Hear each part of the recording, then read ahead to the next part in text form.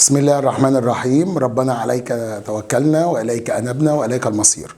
اللهم لا سهلا إلا ما جعلته سهلا وإن شئت جعلت الصعب سهلا. حبايبي طلبة وطالبات الصف الثاني الإعدادي، معاك مستر حازم بحر، مدرس الدراسات الاجتماعية والجغرافيا بمحافظة اسكندرية، وبيتم التواصل مع حضراتكم عبر منصة الأصدقاء والواحة التعليمية.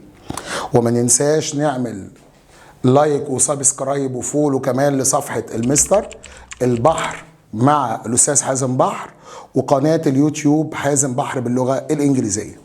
وهنبتدي النهاردة الجزء الأول، وأنا تعمدت أقسم لحضراتكم الوحدة على جزئين. الوحدة الأولى الدرس الأول والتاني جزء، والوحدة التانية الدرس الأول والتاني جزء.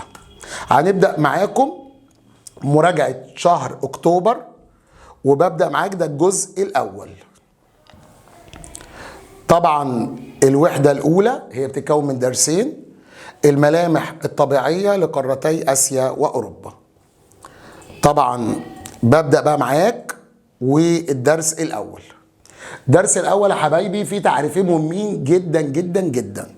أول تعريفات حفظ: أوراسيا. مستر يعني إيه أوراسيا؟ هو مصطلح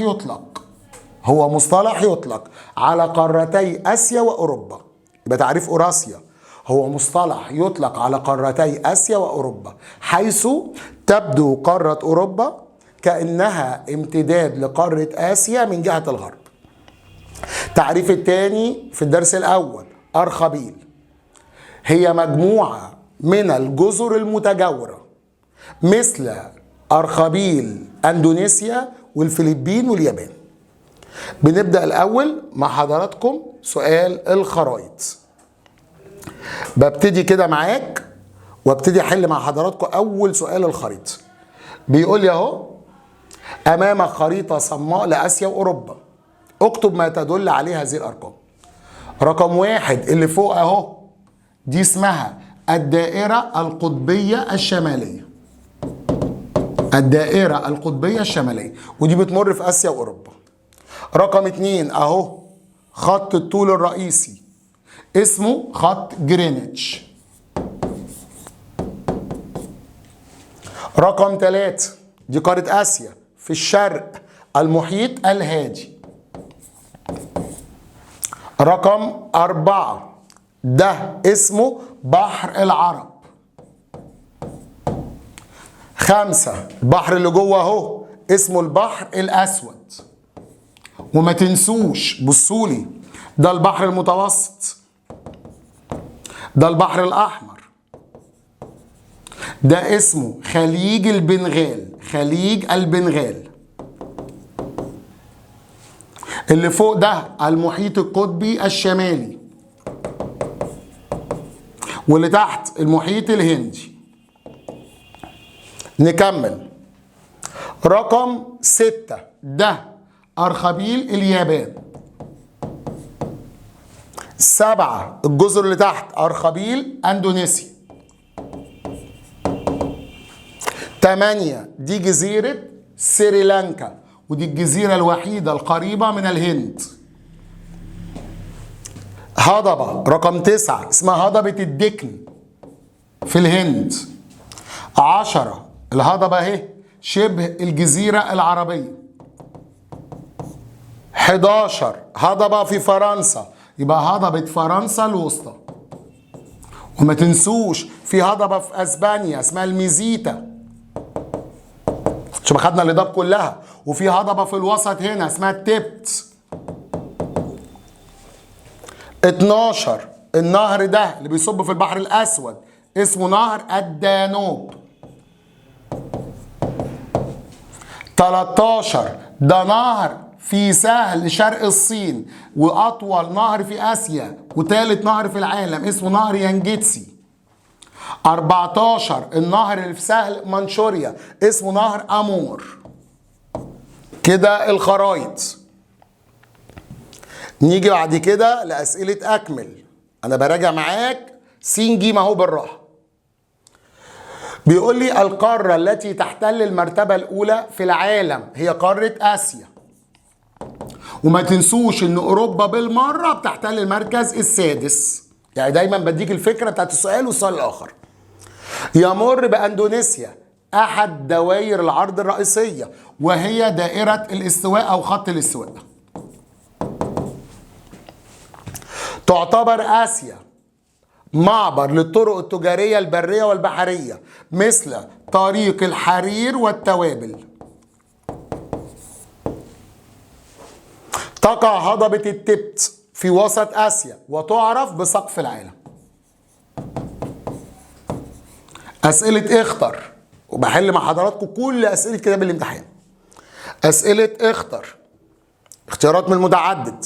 بيقول لي المسطح المائي الذي يحد آسيا من الشرق ايدي اليمين يبقى المحيط الهادي.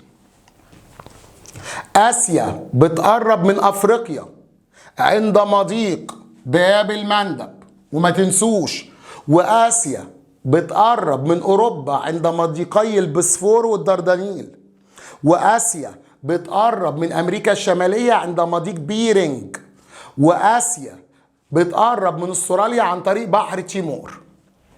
رقم 3 يحد أوروبا من الشرق إيدي اليمين قارة آسيا ويفصلها عن آسيا جبال أورال. لسه بقول أهو أي الجبال الآتية حد بري بين آسيا وأوروبا يبقى جبال أورال. تبدو قارة أوروبا من تعريف أوراسيا امتداد لقارة آسيا من جهة الغرب. أوروبا بتقرب من أفريقيا عند مضيق جبل طارق. نكمل. من الحضارات القديمة في أوروبا عندي اهي الحضارة الرومانية ما لقيتهاش، الحضارة اليونانية ما لقيتش، الحضارة الغربية الحديثة. أعلى وأضخم سلاسل جبلية في العالم سلاسل جبال الهيمالايا، وكان فيها قمة أعلى قمة اسمها إيفرست ارتفاعها 8848 متر، أعلى قمة في العالم. طب خليكم فاكرين في أوروبا في جبال اسمها الألب أعلاها قمة اسمها مون بلان. مون بلان أنا براجع لك كده أهو السؤال بأفكاره. نكمل معاك. تشغل هضبة الدكن الجزء الجنوبي في دولة الهند. يوجد في وسط آسيا في الوسط هضبة التبت، ولسه قايلين تعرف بسقف العالم. عايزين نهر في أوروبا، نهر الدانوب اللي بيصب في البحر الأسود. طب ما لقيتش ده، عندك نهر الفولجا أطول نهر في أوروبا. تقع جزيرة سريلانكا إلى الجنوب من دولة الهند. تقع سهول نهر السند في قارة آسيا في الجهات الجنوبية. عايزين نهر جوه سهل منشوريا، قلنا نهر أمور. السهول التي تقع غرب قارة آسيا ايد الشمال نهري دجلة والفرات في العراق. أطول نهر في أوروبا نهر الفولجا. نيجي لأسئلة اكتب ما تشير إليه. أكبر قارة في العالم في الامتداد الفلكي والمساحة وعدد السكان آسيا. المضيق الذي يفصل بين آسيا وأمريكا الشمالية مضيق بيرنج. مجموعة من الجزر متجاورة ده تعريف أرخبيل. أعلى قمة جبلية في العالم وارتفاعها 8848 متر قمة جبال إيفرست من جبال الهيمالايا. بيقول لي سلسلة جبلية في ما بين فرنسا وأسبانيا أوتوماتيك جبال البرانس، وجبال الألب في البلقان اسمها جبال الألب الدينارية. نكمل مع حضراتكم أسئلة بما تفسر. ليه أنا بسأل نفسي أهو ليه آسيا وأوروبا اسمهم أوراسيا؟ لأن قارة أوروبا هي امتداد لقارة آسيا من جهة الغرب. وبأكد على آسيا وأوروبا الاتنين شبه جزيرة لأن الاتنين بتحيط بيهم المياه من 3 جهات. آسيا تحيط بها المياه من 3 جهات ما عدا جهة الغرب، وأوروبا تحيط بها المياه من جميع الجهات ما عدا جهة الشرق. الأهمية الاستراتيجية لقارة آسيا بسبب إشرافها على مسطحات مائية وتحكمها في مضايق مائية مثل مضيق هرمز وباب المندب. الموقع لقارة آسيا لها أهمية اقتصادية بسبب الموقع الفلكي والموقع الجغرافي. الموقع الفلكي لآسيا أدى لتنوع المناخ والنبات والمحاصيل الزراعية والكائنات الحية.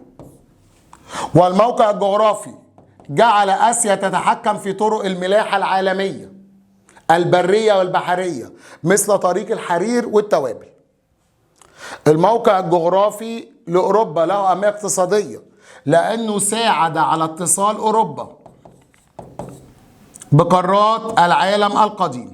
بما تفسر رقم 5 موقع أوروبا له أهمية استراتيجية عسكرية برضو شبه آسيا لإشرافها على مسطحات مائية وتحكمها في مضايق مائية مثل مضيق جبل طارق ومضيق البسفور ومضيق الدردنيل. بما تفسر ليه هضبة التبت سقف العالم؟ لأنها أعلى هضاب العالم. بما تفسر ليه آسيا أكبر قارة في العالم في طول السواحل؟ بسبب كبر مساحتها وامتدادها الجغرافي، فهي تمتلك سواحل طويلة على بحار ومحيطات. بما تفسر ليه في موانئ في أوروبا؟ بسبب تعرج السهول الساحلية. أسئلة النتائج: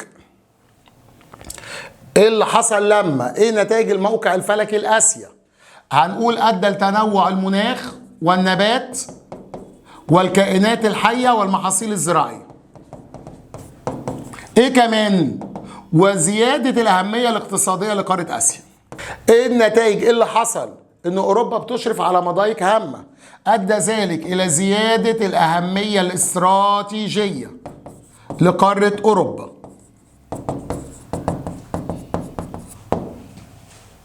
أسئلة دلل يعني اثبت. دلل تتنوع الحدود الغربية لقارة آسيا ما بين حدود مائية وحدود برية. فعلا، لأن عندي الحدود المائية في الغرب البحر الأسود والبحر المتوسط والبحر الأحمر، والحدود البرية وجود جبال أورال.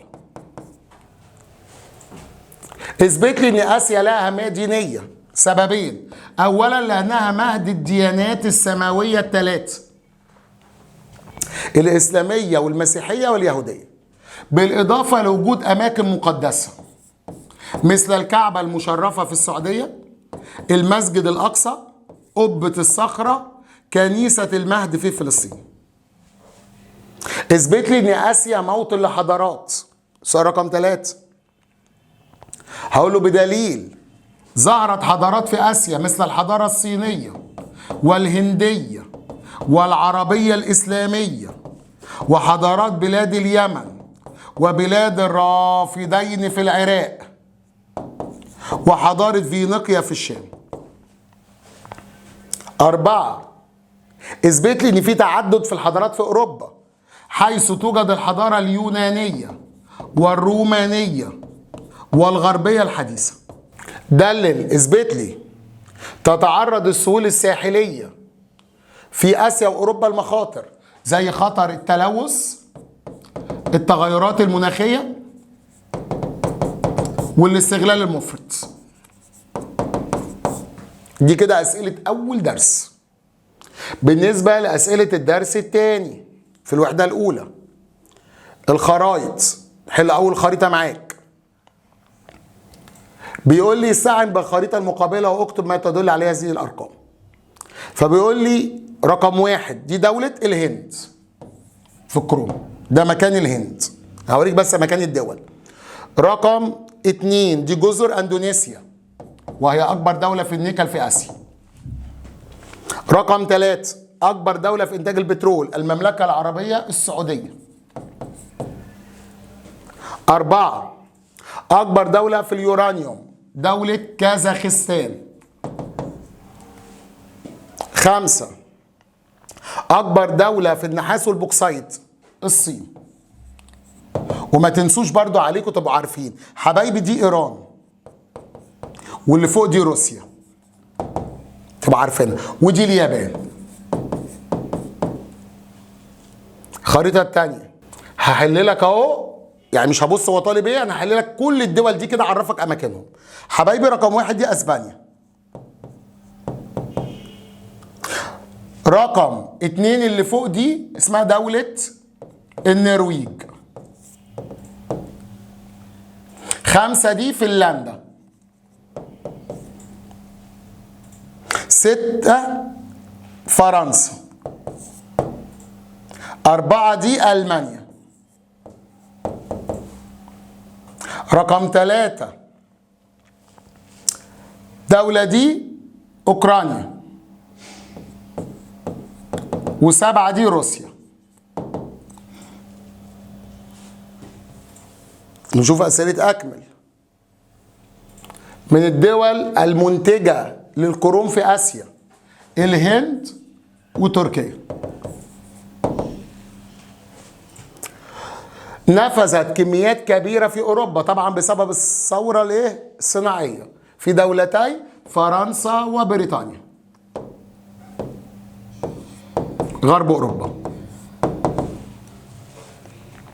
أكبر دولة آسيوية في الطاقة الكهربائية، مش كهربائية بس، والشمسية والرياح، في الطاقة المتجددة عامة، هي دولة الصين. أكبر دول العالم.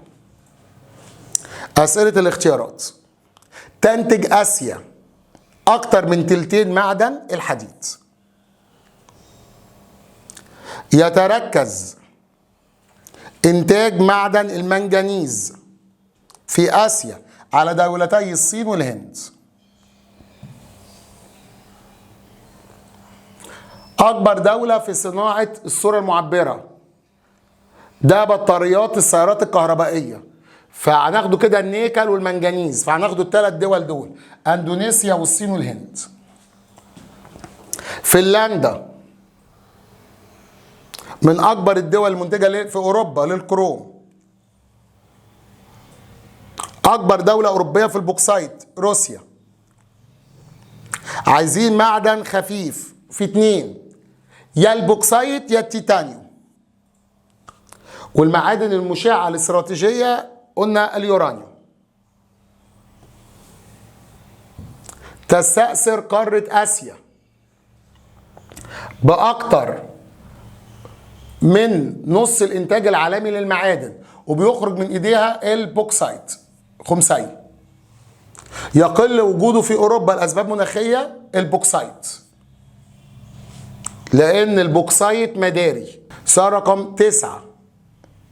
بيرجع الشبه ما بين النيكل والتيتانيوم.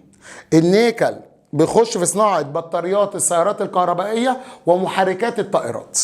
طب والتيتانيوم في أجسام الطائرات، وبالتالي الحاجة الوحيدة المشتركة ما بين المعدنين الاثنين أهميتهم في صناعة الطائرات. سؤال رقم 10. يرتبط مفهوم المناجم الخضراء ويستثنى منها حاجة مش تبعها البترول لأنه أحفوري. يتشابه المنجنيز والنيكل في صناعة بطاريات السيارات الكهربائية. بيدخل الفحم والمنجنيز مع بعض في صناعة الصلب. عايزين أقرب طاقة أحفورية، الأحفورية 3، يا الفحم يا البترول يا الغاز الطبيعي. بس بيقول لي أقرب صديق للبيئة، فممكن نعتبر كده الغاز أحلى الوحشين. يعني دايما بقول إن الغاز أحلى الوحشين. تعبر الصورة المقابلة عن طاقة متجددة، وتحتل المركز الأول في الطاقة الشمسية أوتوماتيك الصين. أكبر دولة منتجة للفحم في أوروبا روسيا. أكبر دولة في العالم بتنتج طاقة الرياح في العالم الصين. لكن لو قال لي أوروبا هقول له ألمانيا. يمثل المصدر الرئيسي للطاقة حتى القرن العشرين الميلادي أكيد الفحم ظل مصدر الطاقة الرئيسي. قول لي أهمية المنجنيز يا مستر. يدخل في صناعة بطاريات السيارات الكهربائية والصلب. النيكل صناعة بطاريات السيارات الكهربائية وهياكل أو متأسف محركات الطائرات. اليورانيوم من المعادن المشعة ويدخل في إنتاج الطاقة النووية، معدن استراتيجي. اكتب ما تشير إليه. مواد خام محدودة الوجود يبقى اسمها مواد خام حرجة. مصدر طاقة أحفوري ويؤثر في الاقتصاد العالمي والعلاقات الدولية، البترول. طاقة نظيفة وغير ملوثة للبيئة يبقى الطاقة المتجددة المستدامة، الطاقة المتجددة. بما تفسر ليه بيمتلك معدن التيتانيوم خصائص فريدة بتميزه لهياكل الطائرات؟ طبعا أنا بفضله والأجهزة الكهربائية وكمان الأجهزة الطبية، طبعا بسبب خفة وزنه، مقاومة التآكل، وشدة الصلابة. ليه بيزيد إنتاج المعادن بصفة عامة في آسيا عن أوروبا؟ أولا بسبب اتساع مساحة قارة آسيا، تنوع الصخور في قارة آسيا، تعرض قارة آسيا لحركات باطنية، بالإضافة لاستنزاف الموارد المعدنية في أوروبا بسبب الثورة الصناعية. السؤال الثالث، ليه الغاز الطبيعي بديل قوي للبترول؟ أولا سهولة استخراجه، رخص ثمن، أقل تلوثا على البيئة، وانخفاض تكلفته. ليه الطاقة المتجددة في العالم بدأ يبقى ليها اهتمام عالمي؟ أولا لأنها طاقة نظيفة وغير ملوثة للبيئة، كمان غير قابلة للنفاذ، مش هتخلص. كمان بدأ العالم يتجه لها بسبب توافرها في معظم دول العالم. كمان بتقلل غاز ثاني أكسيد الكربون الذي يؤدي لتغيرات مناخية. السؤال الخامس، ليه تم استنزاف الموارد المعدنية في فرنسا وبريطانيا؟ بسبب الثورة الصناعية وعمليات التصنيع. سؤال رقم 6، ليه بستخدم التقنيات الحديثة لمواجهة مشاكل التعدين؟ لتقليل التأثير السلبي للتعدين على البيئة، عايز أقلل الأثر السلبي. ليه أوروبا بدأت تتجه للمناجم الخضراء؟ أولا للحفاظ أو لتقليل التلوث البيئي وتحقيق استدامة المعادن. ليه أوروبا أصدرت قانون المواد الخام الحرجة، واللي أصدر هذا القانون الاتحاد الأوروبي؟ أولا لضمان استدامة الموارد المعدنية وعدم استنزافها، كمان الأهم والحفاظ على البيئة. أسئلة دلل.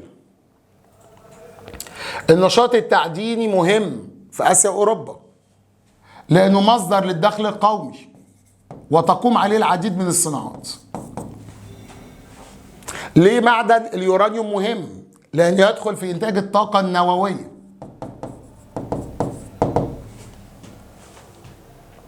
ليه الصين أكبر دولة في المعادن؟ طبعا من أكبر دول في الحديد والمنجنيز والبوكسايت، فمنتجة لمعظم المعادن.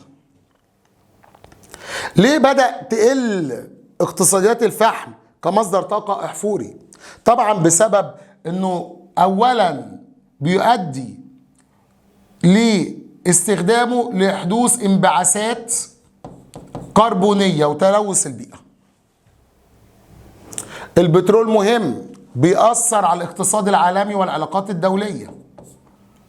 مادة خام للصناعات البتروكيميائية والمعدنية. كمان البترول بيصلح في تشغيل الآلات ووسائل النقل. بنختم الوحدة بالتعريفين المهمين جدا دول. المواد الحرجة هي مواد خام محدودة الوجود ذات أهمية اقتصادية كبيرة لأنها تدخل في إنتاج الطاقة النظيفة. المناجم الخضراء هي مناجم تستخدم فيها أساليب تعدين حديثة وصديقة للبيئة. ليه؟ عشان أقلل التلوث البيئي وتحقيق الاستخدام الأمثل والمستدام للموارد الطبيعية.